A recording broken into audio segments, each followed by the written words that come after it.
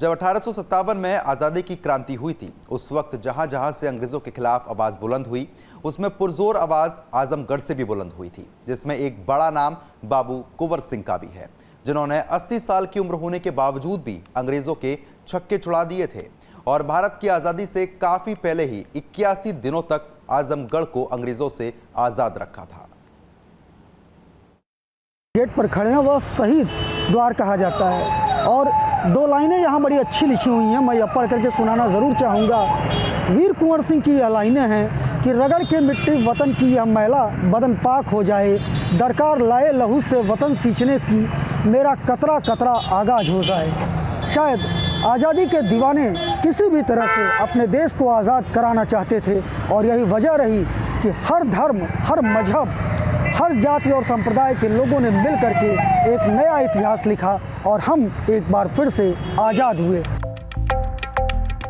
आजमगढ़ को सबसे पहले आज़ाद कराया था बाबू कुंवर सिंह ने। बाबू कुंवर सिंह का योगदान सिर्फ आजमगढ़ ही नहीं बल्कि पूरा हिंदुस्तान याद रखता है।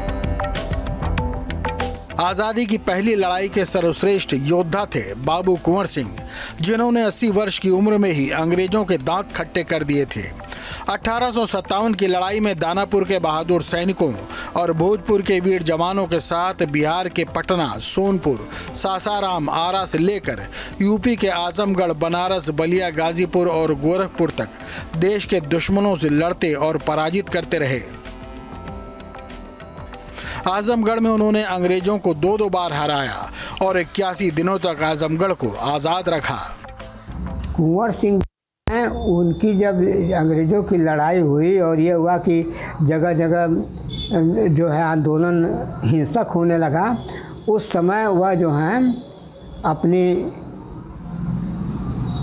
फौज जो उनके पास रियासत वाली फौज थी उसी को ले करके वह जो है आजमगढ़ में डट गए और डटने के बाद जो है बहुत भीषण लड़ाई हुई और उस शुरू में उन्होंने आज़ाद कराया, आजमगढ़ के कई क्षेत्रों को आज़ाद कराया और बाद में जो उनकी सबसे भीषण लड़ाई हुई, यही शहीद पार्क के पास कुंवर सिंह उद्यान जो बोला जाता है, उसी जगह वो शहीद हुए हैं। और उसी के बाद जो है आजमगढ़ का स्वतंत्रता संग्राम का 57 वाला आंदोलन जो है वहीं से पटाक्षेप हो गया। 80 साल के बुजुर्ग कुंवर सिंह अपने सफेद घोड़े पर सवार होकर युद्धस्थल के बीच बिजली की तरह इधर उधर दौड़ते थे। अंग्रेज इतिहासकार होम्स ने लिखा है कि शुक्र है कि क्रांति के समय बाबू कुंवर सिंह 80 वर्ष के वृद्ध थे। अगर नौजवान होते तो 90 साल पहले ही भारत में ब्रिटिश सत्ता का अंत हो जाता। कुंवर सिंह की जगदीशपुर में बड़ी जमींदारी थी। आज़ादी की लड़ाई में प्रत्यक्ष तौर पर कुंवर सिंह तब सामने आए जब 1857 में प्रथम स्वतंत्रता संग्राम की शुरुआत हुई। जुलाई 1857 में पटना में क्रांतिकारियों के नेता पीर अली को अंग्रेजों ने फांसी पर चढ़ा दिया था। दानापुर के सैनिकों ने प्रतिक्रिया में 27 जुलाई 1957 को अंग्रेजी सरकार से विद्रोह कर दिया और सोन नदी पार कर आरा पहुंच गए। सैनिकों ने कुंवर सिंह के नेतृत्व में जेल तोड़कर कैदियों को आजाद कराया। इसे आरा विजय के नाम से जाना जाता है। शाहिद लुधियानवी साहब ने लिखा है कि हम अमन चाहते हैं मगर जुल्म के खिलाफ गढ़ जंग लाजमी है तो फिर जंग ही सही। दरअसल आजमगढ़ जिस तेवर के लिए जाना जाता है वह बगावती तेवर है। शायद यही वजह रही कि 1857 की क्रांति के बाद आजमगढ़ में जब उसकी आंच पहुंची तो आजमगढ़ ज़िले का तरवा थाना फूंका गया और इसके अलावा जगह जगह आंदोलन चलाए गए। कई लोग जेल गए और कई शहीदों की लिस्ट में शामिल हो गए। 2 अगस्त 1857 को कुंवर सिंह ने बीबीगंज और बिहिया के जंगलों में घमासान युद्ध में अंग्रेजी सेना को चुनौती दी और फिर रीवा की ओर निकल पड़े। वहां नाना फडणवीस से मुलाकात करने के बाद तात्या टोपे की मदद के लिए बांदा और कालपी की ओर चल पड़े। तात्या की हार के बाद वो लखनऊ आए। बिहार लौटते वक्त भी अंग्रेजों से मुकाबला हुआ। जगदीशपुर आने के लिए जब वो गंगा पार कर रहे थे तो जनरल डगलस की गोली उनके हाथ में लगी। शरीर में सड़न न हो इसलिए उन्होंने अपना हाथ काटकर नदी में फेंक दिया। यहाँ कुंवर सिंह जगदीशपुर बिहार से चल कर के आए थे और पूरे ज़िले में उन्होंने 2 अलग जगह था और अंग्रेज़ों के खिलाफ बड़ी लड़ाई यहाँ खड़ी किया था। यहाँ से वापस लौटते ही उनके हाथ में तलवार लग गई थी, जो घायल हो गए थे और सड़न पैदा हो गई। ये हुआ कि हाथ की वजह से पूरे शरीर में जहर फैल जाएगा, तो उन्होंने गंगा नदी में पार करते हुए अपना हाथ काट करके ही नदी को समर्पित कर दिया था। मरने से 3 दिन पहले तक इस वयोवृद्ध सेनानी ने युद्ध किया और अपने जगदीशपुर स्टेट को अंग्रेजों के कब्जे से मुक्त कराया। अंतिम युद्ध 1858 में 23 अप्रैल को हुआ। बहादुरी से लड़ते हुए अंग्रेजों को परास्त किया। 26 अप्रैल 1858 को बाबू कुंवर सिंह का निधन हो गया। आजमगढ़ जिले को वीर कुंवर सिंह ने सबसे पहले आजाद कराया था। आज आजमगढ़ जिले में उनकी स्मृति में एक शहीद द्वार और एक उद्यान भी बना हुआ है। कुंवर सिंह उद्यान है, वो शहीदों की याद में ही बनाया गया है। इस उद्यान में पहले अंग्रेज अफसरों और कर्मचारियों की तमाम कब्रें थीं। यहाँ एक कलेक्टर आए थे, कटारा साहब, उन्होंने पूरी कब्रों को तुड़वा करके और इस कुंवर सिंह पार्क का निर्माण कराया और उन्हीं लोगों की याद में यह शहीद द्वार नाम दिया गया इस गेट का।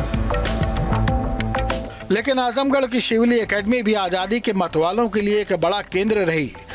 जिस समय सर सैयद अहमद ने अलीगढ़ में शिक्षा संस्थान खोला, उसी दौर में अल्लामा शिबली नोमानी ने आजमगढ़ में एक बड़े शिक्षा केंद्र की स्थापना की, जो बाद में आज़ादी के आंदोलन का बड़ा केंद्र बना। जो है शिक्षा क्षेत्र में ज़्यादा काम किया और शिक्षा के माध्यम से भी क्रांति में बहुत ज़्यादा योगदान दिया था। और शिवली कॉलेज उनका इंस्टीट्यूशन जो बनाया हुआ है आज भी फल फूल रहा है। और ये सर सैयद अहमद समकालीन थे। सर सैयद अहमद ने जो है अपने समय में अलीगढ़ में एंग्लो मुस्लिम की स्थापना की और इन्होंने जो है शिवली नेशनल कॉलेज की स्थापना की। शिवली अकादमी के सीनियर रिसर्च स्कॉलर उमर साहब बताते हैं कि आज़ादी के पाने के दौरान इसी शिवली अकादमी में महात्मा गांधी, जवाहरलाल नेहरू, अल्लामा शिबली नोमानी सहित तमाम हस्तियां आती थीं और यहाँ से आज़ादी की दशा और दिशा तय होती थी। क्रांतिकारी जो उस जमाने में हुआ करते थे उनसे यहाँ आकर मिलते थे। आगे की रणनीति बनाने के बाद वो अपने अपने कारनामों को अंजाम देते थे। पूर्वांचल के क्रांतिकारियों के लिए ये बड़ा केंद्र था। देखिए, आज़ादी की जो तहरीक थी, आज़ादी का जो आंदोलन था, उसमें सिर्फ एक ही लक्ष्य था लोगों का। उस वक्त एक ही मकसद था कि देश को गुलामी से, अंग्रेज़ों की गुलामी से आज़ाद करना। पूरे पूर्वांचल का जितना भी प्रोग्राम होता था वो सब का सब यहाँ शिवली मंजिल में यहाँ बैठ के कांग्रेस के झंडे तले वो प्रोग्राम बनते थे। और फिर पूरे पूर्वांचल में गोरखपुर से लेके बनारस तक समझिए कि ये था कि अब क्या करना है, वो सारे प्रोग्राम यहाँ बनते थे। इसी शिवली एकेडमी में महात्मा गांधी भी आकर रुकते थे और क्रांतिकारियों से विमर्श करते थे। में आप जानते हैं कि महात्मा गांधी जब उठे हैं तो उस वक्त पूरे भारत में एक नया किस्म का, उससे पहले भी था, आवाज़ें उठती थी। लेकिन इंडियन नेशनल कांग्रेस जब महात्मा गांधी के हाथों में आई तो उस वक्त हिंदुस्तान के जितने भी लोग थे बड़े पैमाने पर, हिंदू मुसलमान सब के सब जो हैं, वो उन्होंने कोशिश यही की कि अब गांधी जी का साथ दिया जाए। यहाँ पर डॉक्टर राजेंद्र प्रसाद, जाकिर हुसैन जैसे महान लोगों के खत भी रखे हुए हैं जो आज़ादी के सिलसिले में लिखे गए थे। हमारे म्यूजियम में सबके पत्र रखे हुए हैं, खत रखे हुए हैं, सब में लिखा हुआ है कि हमको क्या करना है, देश के लिए क्या करना है। ये सब हिस्सा था। आज यहीं पर नेहरू जी का भी आना होता था। आज भी बहुत सी यादें बसी हुई हैं। पंडित नेहरू यहीं पर इसी पत्थर पे, दिखा दीजिए आप, इसी पत्थर पे जो है वो नहाते थे। इसी कमरे में सामने रहते थे, एक एक हफ्ता रहते थे। इसी कुएं के पानी से वो एक आदमी पानी निकालता था और उनको नहलाता था। यहाँ तेज बहादुर सप्रू हो, डॉक्टर सैयद महमूद हो, फखरुद्दीन अली अहमद हो, कौन ऐसा आदमी है जो यहाँ पर आता नहीं था, बातें नहीं करता था।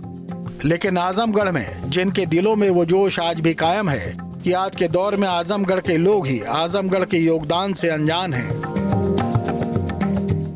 15 अगस्त है तो 15 अगस्त बहुत बड़ी चीज़ है।